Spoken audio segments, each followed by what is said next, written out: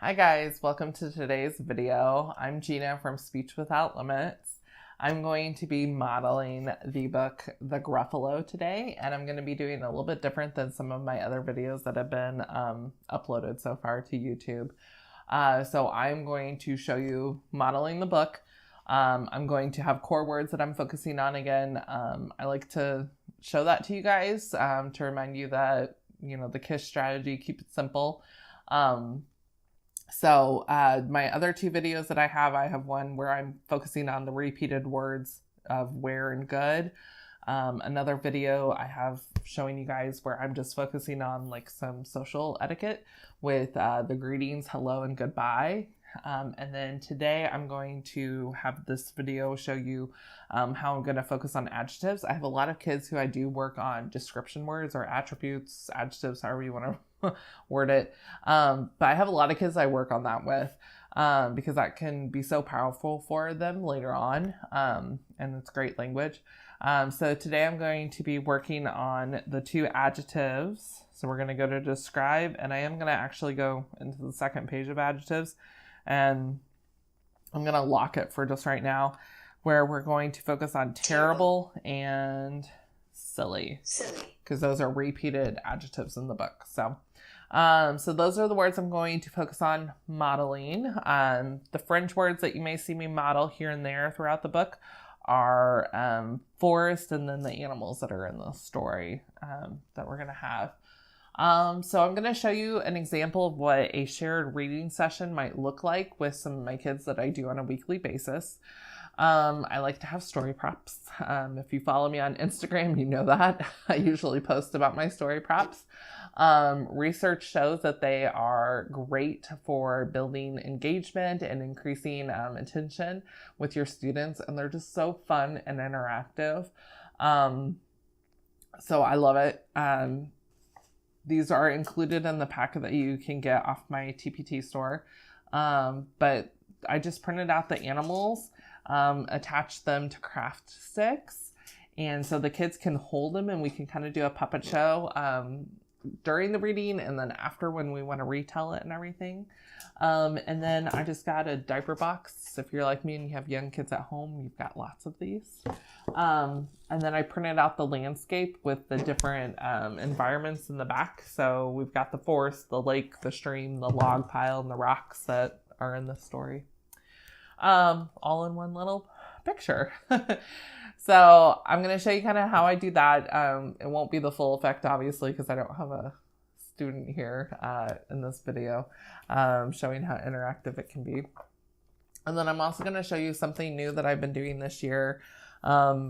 A coworker of mine, Maggie, and I from if you follow us on Instagram at Basque AAC, we talk about some trainings that we've been doing for professionals for continuing ed. And we were researching for a literacy training that we were doing and came across this strategy from the website literacyforalinstruction.ca. Wonderful website, wonderful information on shared reading. If you're not familiar with the shared reading in general, it breaks down the information in very simple terms and is perfect. And on that, they discuss the CAR strategy, which I was unfamiliar with. And now that I've discovered it, I love it. So the CAR strategy, CAR stands for C. You're going to comment about something and then you wait. We know how powerful that wait is. It's hard, but it's powerful. See if the student says anything. If they do, you can ask a question. If they don't, you ask a question. When you ask a question, you're going to ask one of these crowd questions. So C is for completion, R is for recall, O is for open-ended, W is for WH question, and D is for that distancing. And what they mean by that is you're just kind of accessing background knowledge from the student, which hopefully you've helped build up doing a picture walkthrough. I'm not going to show a picture walkthrough today. I'll try and do a different video with that later on. But hopefully the whole point of a picture walkthrough, one, is to build vocab and kind of show them where that is in their device that you'll be using in the story. But then also I use it to access background knowledge of the student and build up those pathways. But anyway, so then after they've hopefully answered the question, if not, that's okay. I'm going to respond either with the answer if they didn't answer it, or if they did, we're just going to expand upon their response. Just like we do with the typically developing child, we're going to expand and give them even more words and vocabulary and language. So like the car strategy, this little picture handout is available on that website for download for free. And then on the back, it has the steps. You can print out this handout as well. And I just laminated them back to back. And that way it's a handy little handout for me to have on the go. But it reminds you of all the steps too there. So I will be stopping throughout my modeling. It won't be as fluid in this video, and showing you that as well. If you don't want to have the story props and all the big bulky stuff that sometimes goes along with that, in my packet, I have a story retell sheet. I usually try to incorporate these because I love teaching sequencing. Again, it can be so powerful for our students, not just for sequencing and in general with like daily routines and stories, but like if they're trying to retell us an event that happened to them over the weekend, that's where sequencing comes into play. So I like to start early on with them. But here's a story retell sheet. You could always just use this, cut out the animals below, and manipulate them through the different boxes and the landscapes there if you wanted to. All right, so let's get started reading the book. A mouse took a stroll through the deep, dark wood. A fox saw the mouse, and the mouse looked good. Where are you going to, little brown mouse? Come and have lunch in my underground house. It's terrible kind of you, fox. But no, I'm going to have lunch with a Gruffalo. A Gruffalo? What's a Gruffalo? A Gruffalo. Why didn't you know? All right, so I have my question up here. So that's my cue. So I'm going to do the first part of the car strategy, which is the C. So I'm going to make a comment. Look, there's a mouse in our book, a forest here, and there's a fox. And they are both in the forest. Wait your 5 to 10 seconds. If they say something, you can respond and add more. You can ask the question. If they didn't already, which I'm guessing they wouldn't have already answered it, but if they say something, elaborate on it, and then you can ask your question. My question that I chose here is a D question, a distancing one. And so I'm going to say we've read other books with forest animals. What is another? Jungle. Not jungle. What is another forest animal that we've read about? So, and then hopefully they tell you a forest animal, but if not, that's okay. But you are waiting your 5 to 10 seconds.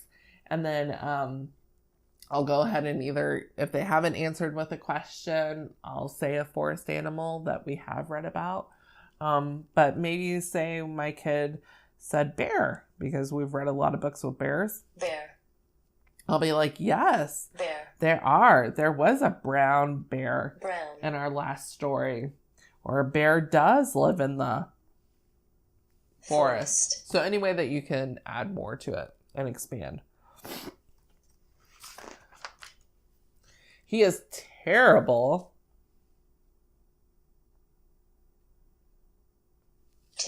Tusk. And because there's a lot of terribles here, I'm just going to interrupt and say I'm going to lock myself on that page. So he has terrible tusk and terrible claws and terrible teeth in his terrible jaws. Where are you meeting him? Here, by these rocks. And his favorite food is roasted fox. Roasted fox? Oh my, Fox said. Goodbye, little mouse, and away he sped.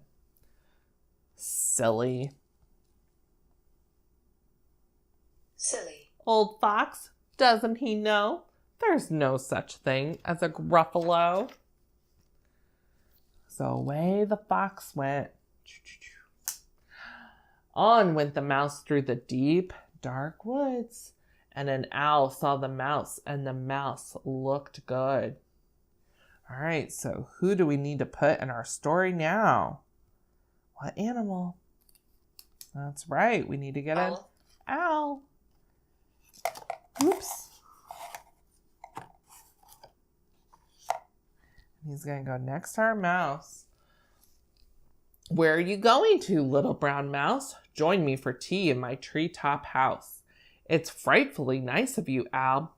But no, I'm going to have tea with a Gruffalo.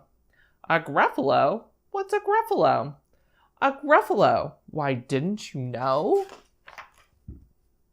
He has knobbly knees and turned out toes and a poisonous wart at the end of his nose. Where are you meeting him? Here, by this stream. And his favorite food is owl ice cream. Owl ice cream? Too-wit, too-woo. Goodbye, little mouse. And away owl flew. Silly. Silly. Old owl, doesn't he know there's no such thing as a Gruffalo? On went the mouse, so our owl flew away. He does not want to get eaten by the Gruffalo, does he? On went the mouse through the deep, dark wood. A snake saw the mouse, and the mouse looked good. Where are you going to, little brown mouse? Come for a feast in my log pile house. So we need to add in our snake to our forest. All right, and I'm going to stop here because I have another question.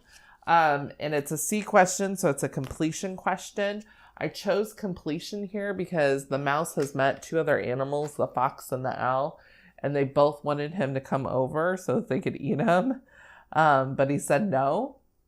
And so I'm hoping that maybe if we start off that line again, even though it varies a little bit from time to time, it's pretty much the same here. So see if they'll fill in that answer and complete it for me. So my first step is to comment. So I'm going to be like,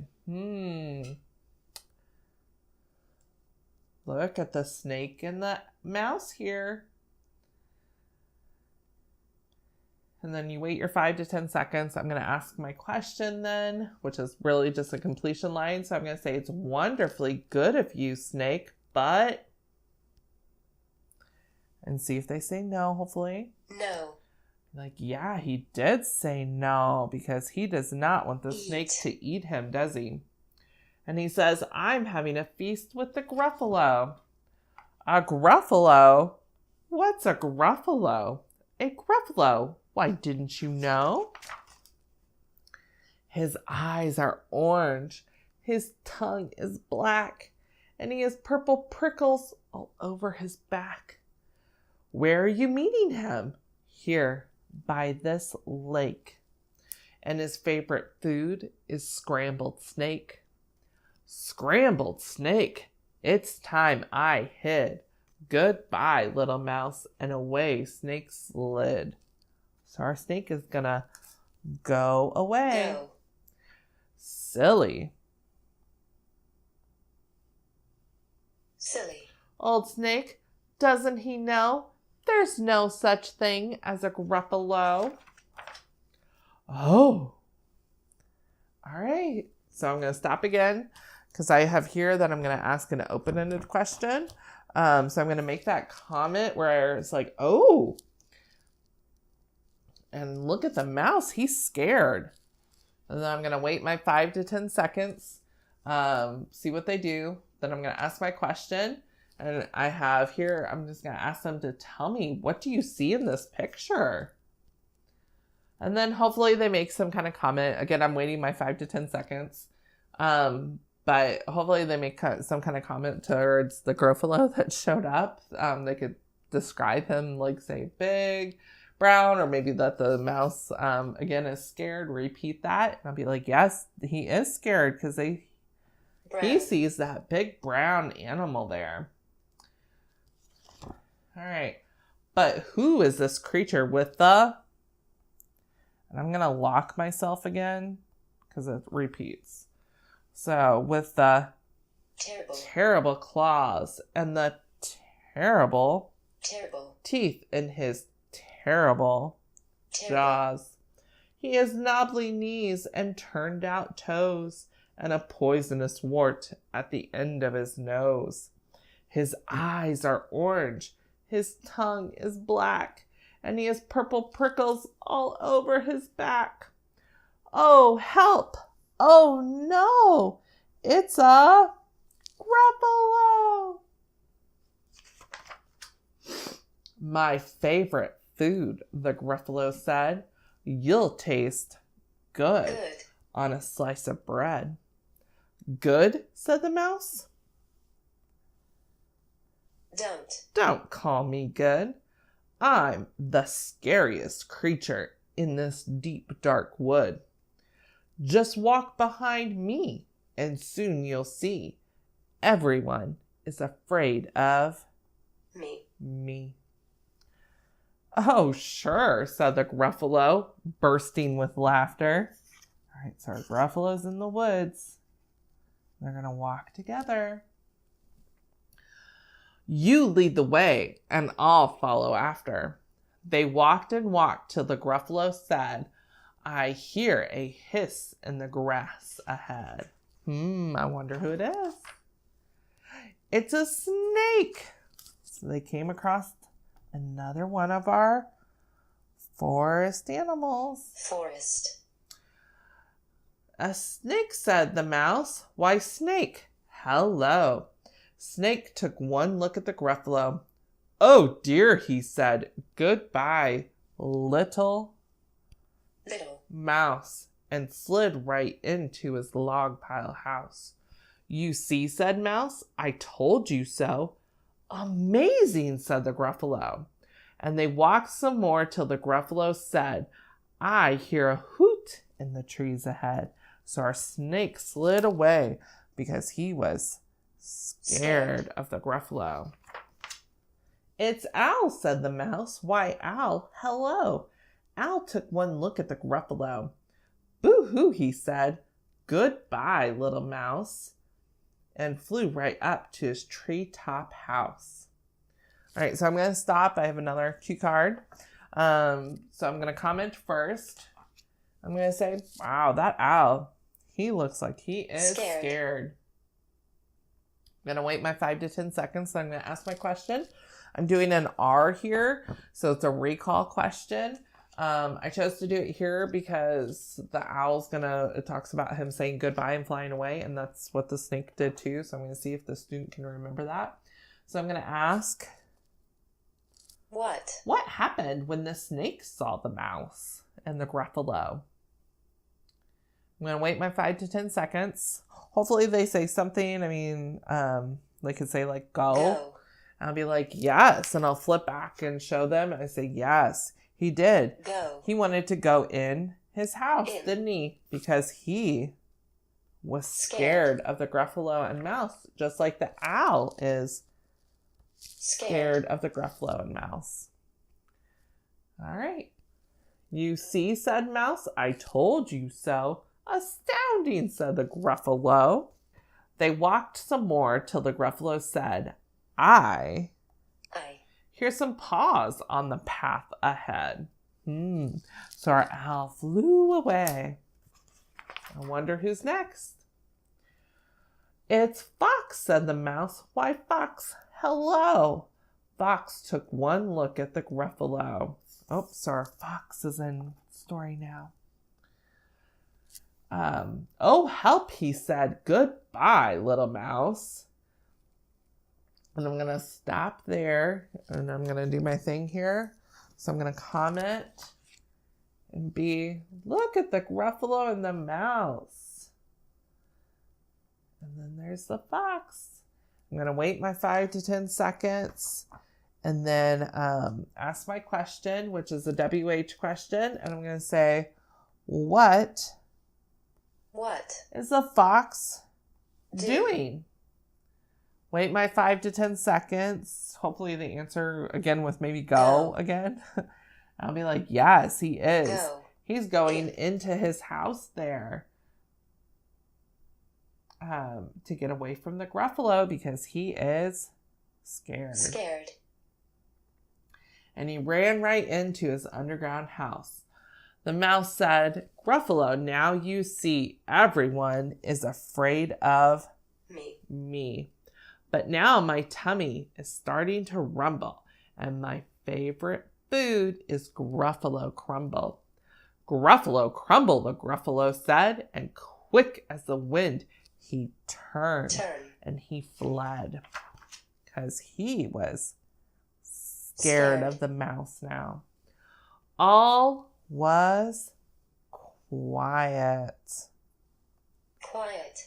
In the deep dark wood, the mouse found a nut, and the nut was good. He's finally eating, isn't he?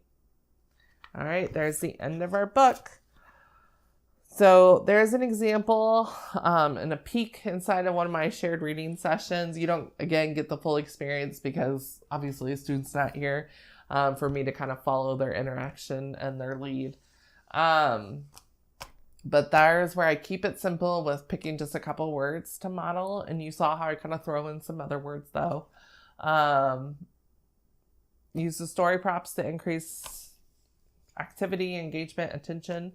And then the car strategy to just make it for more of a language-rich interaction during the literacy activity. Okay. Oh, and by the way, I modeled, I don't think I said that at the beginning of my video.